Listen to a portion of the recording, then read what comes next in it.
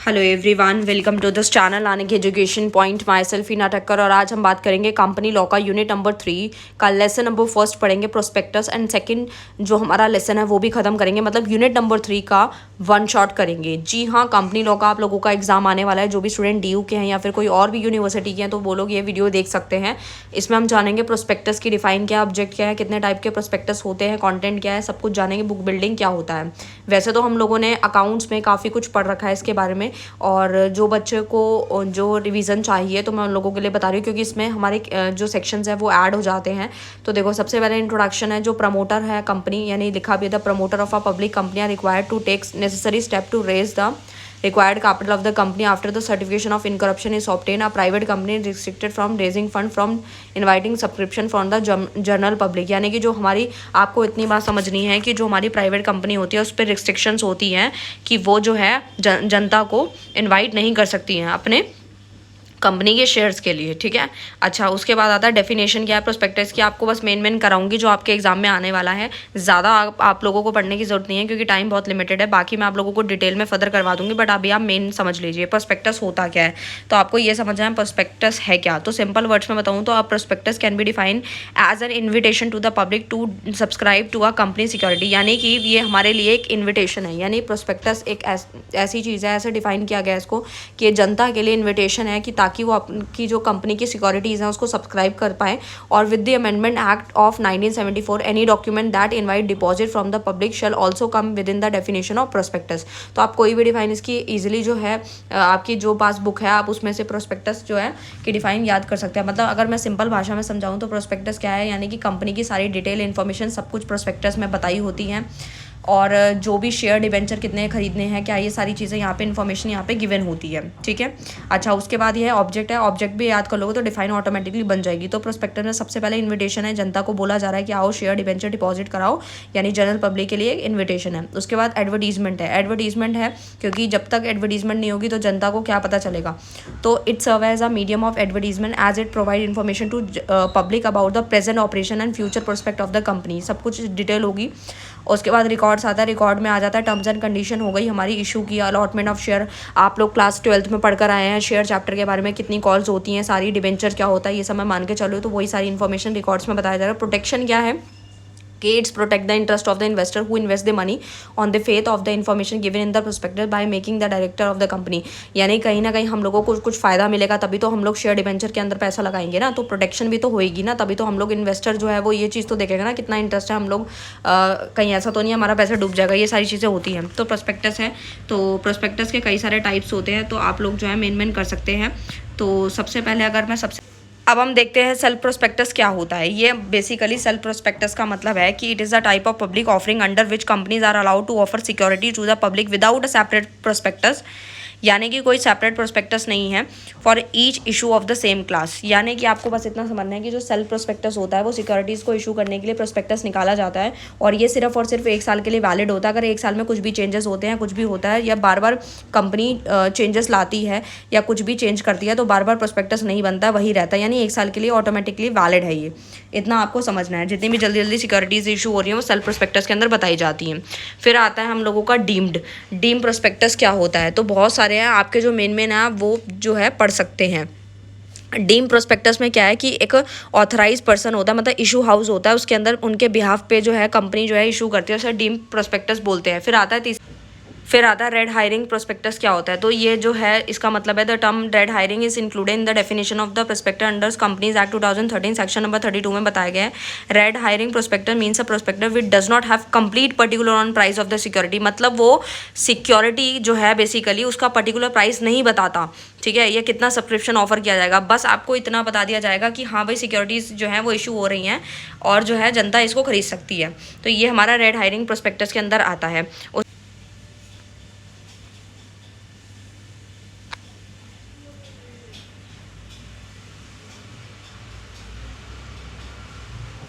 उसके बाद आते हैं हम लोग statutory requirement regarding issue of prospectus. जैसे ही हम लोग इशू करते हैं प्रोस्पेक्टस तो क्या क्या रिक्वायरमेंट्स होती है। सबसे पहले डेटिंग ऑफ प्रोस्पेक्टस होता है। सेक्शन नंबर 26 के according prospectus issue by a company shall be dated in that date shall be taken as the date of publication of prospectus. मतलब उसका क्या डेट रहा है वो सारी की सारी चीज़ें इसके अंदर बताई जाएंगी। तो सेकंड में आता है रजिस्ट्रेशन ऑफ प्रोस्पेक्टस है, जिसके अंदर हमें क्या होता है, copy of every prospectus must be deliver to the registrar of the registration before it issue the public. Public से पहले, सबसे पहले आरओसी, उसके बाद ही जनता में ये जाएगा, ठीक है। और उसके बाद हमारा आता है expert to be unconnected with the formation of the company, यानी जो प्रोस्पेक्टस है must not include a statement claim by an expert such as engineer, valuer, accountant etcetera. यानी कि जो हमारा प्रोस्पेक्टस है उसमें ये स्टेटमेंट क्लेम नहीं की जा सकती एक्सपर्ट के द्वारा, इंजीनियर के द्वारा, ये सारी बात इसमें बताई गई है।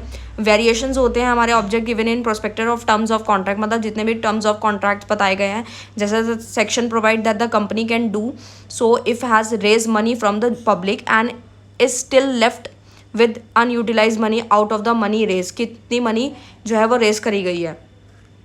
प्रोविजन है हमारे allotment of share in fictitious name पर। और उसके बाद आता है issue of security as a dematerialisation form में आता है, ये तो आपने पहले से पढ़ रखा है। मिस स्टेटमेंट ऑफ प्रोस्पेक्टस क्या होता है, जैसे कि कुछ गलतियां हो जाती हैं, मान लीजिए कि कंपनी ने प्रोस्पेक्टस में वो चीज़ बताई नहीं है बट बतानी चाहिए थी, और जो हमारे शेयर होल्डर्स हैं और उन्हें ये बात नहीं पता, उन्हें लगता है कि ये चीज़ इनसे छुपाई गई है, तो उसके लिए क्लेम कर सकते हैं। उसमें दो आती हैं लाइबिलिटीज़ बनती हैं उस केस में, सिविल और क्रिमिनल। तो सिविल में आता है person who has introduce to subscribe for share और debenture with faith of misleading prospectus, वही बात आ गई। द कंपनी किसके अगेंस्ट, कंपनी के और डायरेक्टर, प्रमोटर और एक्सपर्ट के द्वारा। तो ये सारी चीज़ें आती है। सबसे पहला रेमेडीज अगेंस्ट द कंपनी है, उसमें क्या क्या पॉइंट्स बताए गए, कौन कौन से कंडीशन सेटिस्फाई होनी चाहिए।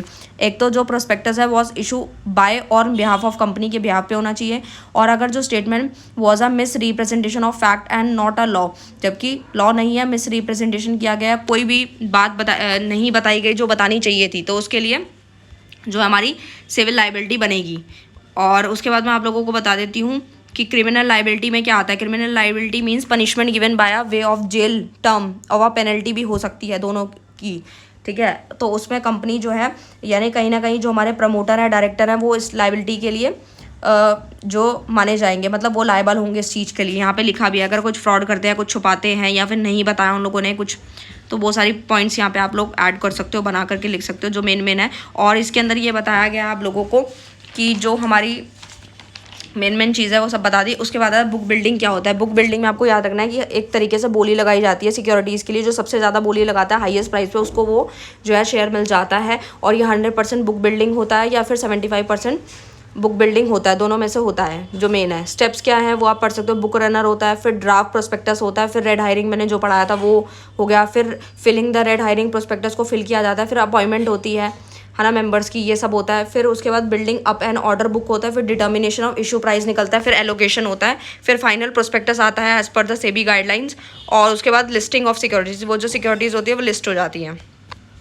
बस इतना सफिशिएंट है। मेरिट्स वगैरह आपको करने की जरूरत है, तो पूरा का पूरा मैंने आप लोगों को जो लेसन नंबर 1 है वो करवा दिया है। अब बात आते हैं लेसन नंबर 2 की, जो कि शेयर है।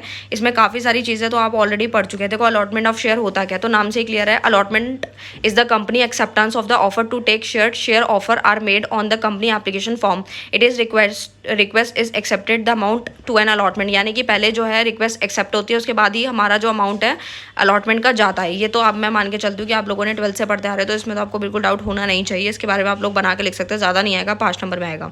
उसके बाद आ जाता है फॉर फीचर क्या होता है, ठीक है। तो फॉर फीचर ऑफ शेयर है। इसके बाद इससे पहले कुछ रह तो नहीं गया, वो मैं एक बार चेक कर लेती हूँ। ये तो हो गया है। और उसके बाद हाँ, फॉर फीचर ऑफ शेयर क्या है, देखो ये भी क्या होता है, जब्त कर लेना।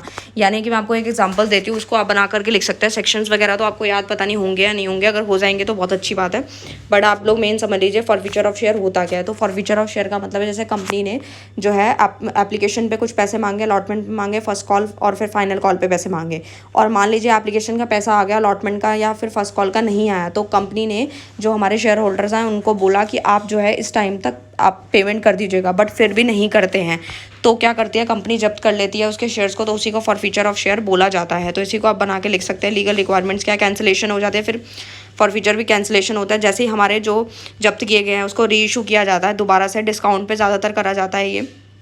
और ये सारे पॉइंट्स आप लोग लिख सकते हैं। Issue of sweat equity share क्या होता है, तो देखो स्वेट इक्विटी शेयर्स क्या होते हैं, जो बेसिकली एम्प्लॉय डायरेक्टर को जो डिस्काउंट रेट पे जो इशू किए जाते हैं, जिसके लिए एक स्पेशल रेजोल्यूशन भी पास किया जाता है। मैंने इसके ऊपर काफ़ी डिटेल में वीडियो बनाई थी जब आपको अकाउंट्स पढ़ाया था, तो आप वो वाला वीडियो भी देख सकते हैं। तो उसमें देखा जाता है रेजोल्यूशन में कि शेयर का भी एक्चुअल मार्केट प्राइस क्या चल रहा है, क्या कंसिडरेशन है, ये सारी चीज़ें उसमें देखी जाती है। उसके बाद जो है उसको कहीं ना कहीं जो हमारे एम्प्लॉयज़ होते हैं उन लोगों को जो ये शेयर जो है वो इशू किया जाता है, उसी को बोला जाता है issue of sweat equity share, जो कि कहीं ना कहीं हमारी गुडविल को रेस करने के लिए काम करते हैं। तो वो सारे पॉइंट्स आप लोग इसके अंदर ऐड ऑन कर सकते हैं। बाकी इतना ज़्यादा पढ़ने की जरूरत नहीं है, क्योंकि एक क्वेश्चन में 3 पॉइंट्स आ जाते हैं, तो इतना ज़्यादा आप क्या ही पढ़ोगे। उसके बाद आते हैं एम्प्लॉय स्टॉक ऑप्शन स्कीम क्या होता है, ये एक बार पढ़ लेते हैं। As per section 2 subsection 37 of the companies act 2013 employ stock option is define as the option given to the director, यानी डायरेक्टर के पास ऑप्शन है, ऑफिसर हो गए एम्प्लॉयज़ ऑफ द कंपनी और इट्स होल्डिंग कंपनी और सब्सिडरी कंपनी, मैंने पहले पढ़ाया था। If any which gives such director officer और एम्प्लॉय द बेनिफिट और राइट टू परचेज, मतलब उनके पास जो है राइट है परचेज करने का, और to subscribe for the share of the company as a future date at a predetermined price, यानी कि जो हमारा एम्प्लॉय स्टॉक ऑप्शन जो स्कीम होता है वो पहले से ही बता दिया जाता है। यानी कि मैंने अभी बताया डायरेक्टर ऑफिसर एम्प्लॉय इन सब के लिए होता है, और उनको कहीं ना कहीं ऑप्शन मिलता है और पहले से ही रेट बता दिया जाता है कि शेयर का ये प्राइस होगा, और वो लोग फ्यूचर पे इस डेट पे ये शेयर का ये प्राइस अभी आगे जाके मिलने वाला है। ठीक है, तो ये सारे पॉइंट्स इसके अंदर आप लोग ऐड ऑन कर सकते हैं। उसके बाद आते हैं हम लोग नेक्स्ट पे आ जाओ। मैं समरी करा रही हूँ आप लोगों को, main only and only. Bonus issue क्या होता है, तो बोनस इशू आपको नाम से ही क्लियर है कि जब कंपनी क्या करती है, जब उसके बाद एक्स्ट्रा ज़्यादा प्रॉफिट हो जाता है तो कंपनी क्या करती है, डिविडेंड ना दे करके शेयर होल्डर्स को खुश करने के लिए बोनस शेयर इशू कर देती है, जो कि एग्जिस्टिंग शेयर होल्डर्स होते हैं। तो यहाँ लिखा भी है, देखो साफ साफ मैं पढ़ के बता देती हूँ। Sometime the company have large undistributed profit which they want to distribute among the existing shareholders। वही बात आ गई, instead of distributing their dividend को ना दे करके they issue fully paid up share to free of charge in proportion to the existing shareholding। these share are bonus share। जिन बच्चों को याद नहीं होती हैं चीज़ें, इसीलिए मैं उनको हिंदी में अपनी लैंग्वेज में बता रही हूँ ताकि वो लोग बना कर लिख पाएँ, क्योंकि अभी टाइम बहुत कम है, तो आप बुक की लाइन तो याद इतनी जल्दी से नहीं कर पाओगे। राइट इशू क्या होता है, राइट इशू में क्या होता है, एग्जिस्टिंग शेयर होल्डर को डिस्काउंट पर खरीदने का ऑप्शन मिल जाता है, और ये कहीं ना कहीं जो आपको 3 डेज़ पहले इन्फॉर्म कर दिया जाता है। तो ये सारे के सारे पॉइंट्स आप लोग इसमें ऐड ऑन कर सकते हैं। तो लिखा भी है राइट शेयर क्या होता है। बाकी आप लोग इसका डिफरेंस कर लें तो ज़्यादा बेहतर होगा, वो आपके लिए काफ़ी इजी पड़ेगा। राइट और बोनस शेयर का डिफरेंस क्या है। राइट शेयर क्या है, right share are the issued against payment and the shareholder are required to pay. And bonus share में क्या होता है, इशू फ्री ऑफ चार्ज होता है। बोनस नाम से ही क्लियर है, फ्री ऑफ कॉस्ट है। जबकि राइट शेयर में क्या होता है, issue against payment and the shareholder required to pay. उसमें पे करने की जरूरत पड़ती है, भाई डिस्काउंट है तो कुछ ना कुछ तो पे करना पड़ेगा ना। और राइट शेयर क्या होता है, may be partly paid up होता है, जबकि बोनस शेयर क्या होता है, ऑलवेज फुल्ली पेड अप होता है। इसमें कैश का क्या ट्रांजेक्शन होती है राइट शेयर के अंदर, right share bring cash to the company officers. और जबकि बोनस शेयर में क्या होता है, free and hence to add anything to the company cash book में ऐड कर सकता है। सेपरेट बैंक अकाउंट इसमें होता है या नहीं होता, till the allotment is being approved by the stock exchange the money receive must be kept in the separate bank account होता है। जबकि इसके लिए क्या होता है, not relevant as no money is receive, कोई मनी रिसीव नहीं है। यहाँ पे तो सिर्फ जो है शेयर इशू कर दिया, डिविडेंड थोड़ी ना मिल रहा है। अच्छा, गाइडलाइंस बस मेन देख लेते हैं। Right issue of regulated by the provision of section 62 के अकॉर्डिंग है, और जबकि bonus share regulated by provision of section number 63 है। पहले 62 है फिर 63 है। उसके बाद क्या होता है, companies act and SEBI guidelines मानी जाती है। जबकि इसमें क्या होता है, बोनस में क्या होता है, company article table A and the detail SEBI guidelines. SEBI guidelines आप लोगों को पता है। बायबैक समझ लेते हैं आप। सिक्योरिटीज़ क्या होता है, सेक्शन नंबर 68 के अकॉर्डिंग बताया गया।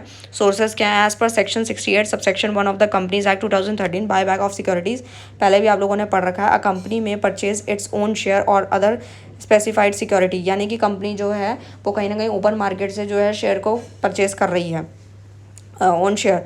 तो वो क्या है, बाय बैक ऑफ सिक्योरिटीज़ है, जो कि इसमें बताया गया आउट ऑफ फ्री रिजर्व में से कर ले, सिक्योरिटी प्रीमियम अकाउंट से भी कर सकते हैं, या फिर the proceed of the issue of any share और अदर स्पेसिफाइड सिक्योरिटी से भी कर सकती है। सो मैंने आप लोगों को ये मेन सारा बता दिया है जो भी आपका काम का था, और जितना आप लोग ईजी से ईजी लाइन में समझ सकते हैं वही मैंने बताने की कोशिश करी है। बाकी मेंबरशिप ऑफ द कंपनी के बारे में भी पढ़ सकते हो, अंदर section 2 subsection 58 of the companies act 2013 बता दिया। मेंबर मीन्स क्या है, with respect to a company, जो कि सब्सक्राइबर है। MO memorandum of a company who has decided to become a member, जो कि डिसाइड कर लिया है उसने कि वो मेंबर बनेगा कंपनी का, and the name will be register, और उसका जो नाम है वो रजिस्टर हो गया company register of the member के अंदर। Any other person who is name is in subscribe in the register of member who decide in writing to join a company shall be a member of the company. तो बस main है, आप लोग इसमें भी लिख सकते हो, और मैंने काफ़ी कुछ आप लोगों को इसके अंदर मेन सारे टॉपिक कवर कर दिए हैं, जो कि आप आराम से पढ़ के बना के लिख सकते हो। ठीक है, तो जो मेन है बस उतना कीजिए, ज़्यादा करने की जरूरत नहीं है। Time is very limited, time बहुत ही कम है। और बस लास्ट ये देख लो, ट्रांसफ़र और ट्रांसमिशन शेयर क्या होता है, ये बहुत मतलब इतना इंपॉर्टेंट नहीं है, बाकी देख लो। ट्रांसफ़र ऑफ शेयर क्या होता है, वॉलेंट्री एक्ट होता है, इसमें चॉइस होती है, जबकि ट्रांसमिशन क्या है, ऑप्शनल बाय द लॉ है। ठीक है, आपके पास ऑप्शन है। और इसमें क्या होता है, ट्रांसफ़र ऑफ शेयर में क्या होता है, by the transferee of the transferor, एक होता है ट्रांसफरर, एक होता है ट्रांसफरी। अच्छा, उसके बाद ट्रांसमिशन में क्या था, बाय लीगल रिप्रेजेंटेटिव होता है। उसके बाद ट्रांसफर ऑफ शेयर में क्या होता है, डिलिबरेट एक्ट है, और ये सिर्फ डेथ और इंसॉल्वेंसी में काम करता है। कौन, ट्रांसमिशन ऑफ शेयर। और जबकि ट्रांसफर ऑफ शेयर में क्या होता है, जो हमारा एडिक्यूट कंसिडरेशन होता है, कंसिडरेशन मैंने आपको ऑलरेडी पढ़ा रखा है, तो इसमें प्रेजेंट होता है, उसमें एब्सेंट होता है। ट्रांसफर डीड क्या होती है, इसमें प्रेजेंट होती है, जबकि उसमें नहीं होती, किसमें, ट्रांसमिशन ऑफ शेयर में नहीं होती है। और जबकि इसके अंदर स्टैम्प ड्यूटी कंपलसरी है, और जबकि ट्रांसमिशन ऑफ शेयर में एप्लीकेबल नहीं होती है। ठीक है, तो यही आपका मेन था, पूरा मैंने आपको करा दिया। देखो इसमें से समरी देखो कितनी छोटी सी दी गई है, आप ये वाला भी पढ़ के आराम से बना के लिख सकते हो, जबकि मैंने आपको पूरा डिटेल में फिर भी करवा दिया है। सो मैंने आपको पूरा यूनिट नंबर 3 करा दिया। मिलते हैं यूनिट नंबर 4 के साथ, तब तक के लिए bye bye, all the best, thank you so much.